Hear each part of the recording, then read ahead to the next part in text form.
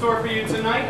If you like what you hear, we've got 14 other stories that we have to get through. I think we've got an hour, and within that hour we can get through maybe 4, maybe 5. First show's tomorrow night, but since I won the coin toss, I get to do the first story. Yes. This is an excerpt from a piece that you might see. This is a piece called Late Bloomer. We all saw it scrawled across the blackboard the second we stepped into Miss Lovecraft's class. its wingspan reached from one end of the room to the other, hovering above our heads as if it were about to pounce. Its chalk-scrawled claws looking ready to grab up an unsuspecting student and fly away. Its mouth hung low to the ground, donning an outward set of lips that hid a much smaller pair, both of which were peeled freely back in order for the class to stare down the diagram of its cavernous throat.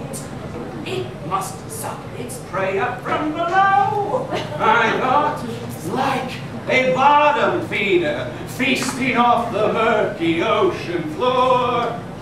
Its sole sense of perception stemmed from an antenna protruding out from the top rim of its inner lip. Well, that slimy appendage would slither out from its mouth like a snail easing up from its shell, searching blindly for its next victim.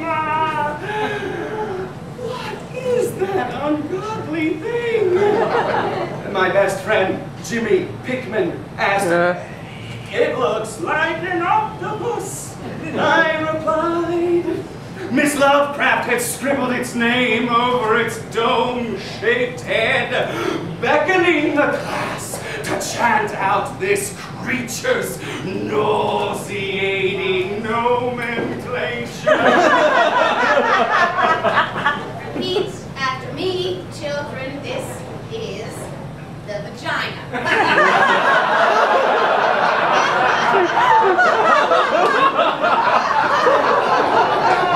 I shuddered at the sound its name made within my mouth, whispering it with the rest of the students.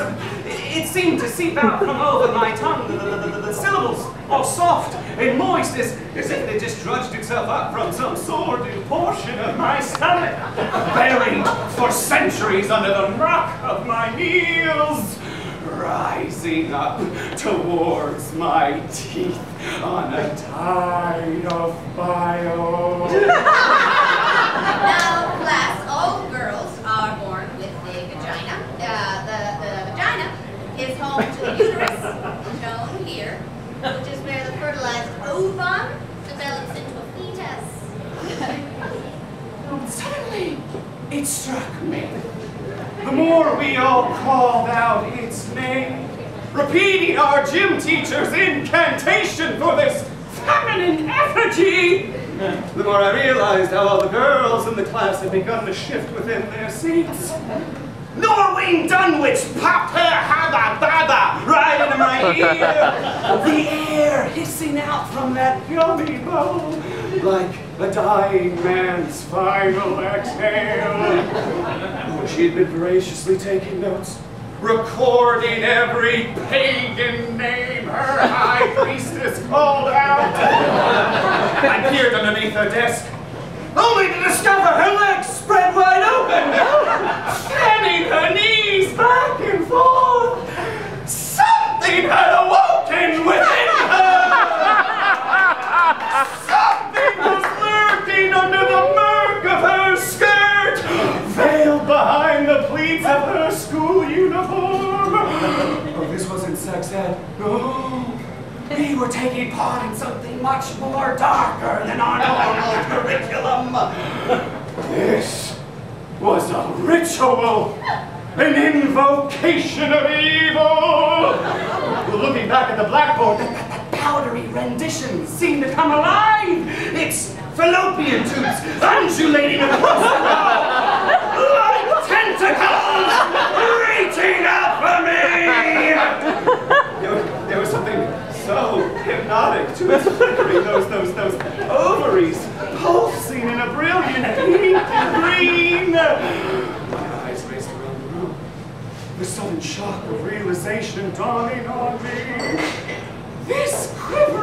deity that Miss Lovecraft